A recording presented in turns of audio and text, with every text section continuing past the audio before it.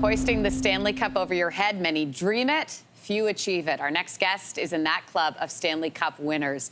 There he is, Nick Kypreos, taking a victory lap with the cup in '94. A long way from his minor hockey days. Okay, look at that picture, everybody. He's in the far back right of this shot. Kypreos would go on to play 442 career games in the NHL before enjoying a 21-year career as a broadcaster. He's now adding author to his resume with this, Undrafted. Look at that. Nick Kypreos is joining us this morning to share a few stories. Great to chat with you. Congrats on the book. Thank you, Lindsey. It's been a challenging 13 months that I took off the moment I retired, or at least shut down Sportsnet. And then the opportunity to write a book. I didn't think at the time there was much of a story to tell. Who co-wrote the book with me, Perry Lefko, convinced me otherwise. And here we are launching today a story about my life. It seems surreal. What was that process of writing like for you? Was it cathartic in a way?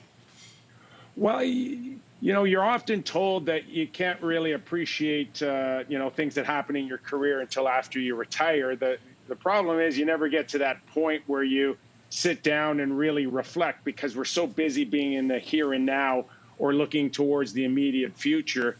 This book was able to do that for me. I urge everybody to, at some point, put pen to paper things about their life. And I think that it was a very therapeutic thing to go through, looking back at your life since your earliest memories. I bet. Okay, I want to ask you about the Stanley Cup, hoisting that. You won it with the Rangers, ending a 54-year cup drought. What was it like? What was that moment like to lift that into the air? Well, you talk to some players and even Hall of Famers that have played over 1,000 hockey games, and they never get that opportunity. And if you break it down to a percentage, very few get to have that moment of lifting the cup. We have a guy, Joe Thornton, who just signed for the Toronto Maple Leafs. He's 41 years old. He's still looking for this moment. So this is the moment we all live for as kids growing up. And to be a part of it in an Original Six team in New York City, Broadway, Yankee Stadium, all of that was just a phenomenal experience. And experiencing David Letterman and all of that, and of course riding Mark Messier's coattails. I try to put that all in the book and have everybody revisit or experience what that would be like in a massive market like New York City. Oh my gosh, I can't imagine. So you've got a chapter in the book called Not the Way I Wanted to Go. It's about the fight that ended your on-ice career. We're not going to show it. It's too much for morning TV, obviously. I didn't realize, though, that the linesman asked you mid-fight if you wanted him to stop the fight, and you said no. And then I guess you had to rewatch the fight, obviously, while you were writing this book. What was it like to watch that again and really revisit that?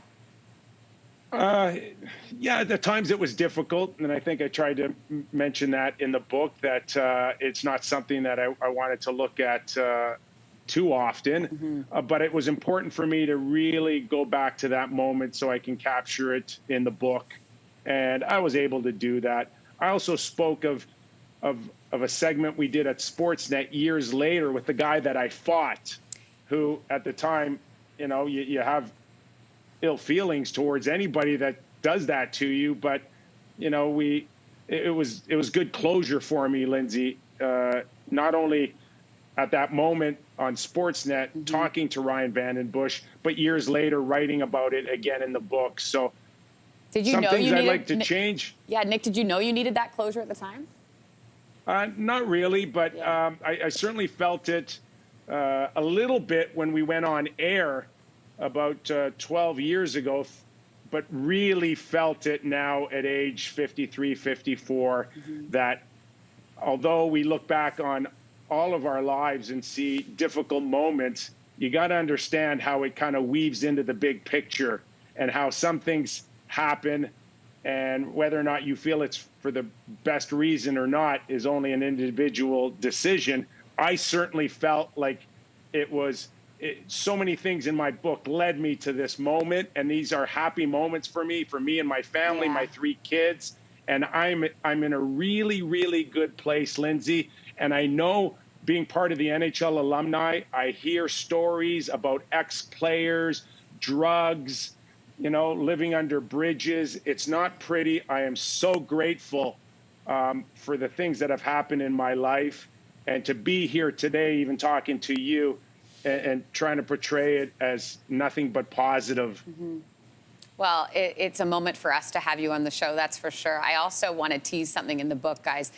He had an experience on Twitter that is hilarious, and you didn't mean to do it, and so you gotta get the book and listen to this story. It's amazing. Nick Kypreos, thanks so much for being here. The book is called Undrafted. Thank you. Thank you, Lindsey. Thanks for watching. If you like this, be sure to subscribe here. And you can check out more Your Morning videos right here.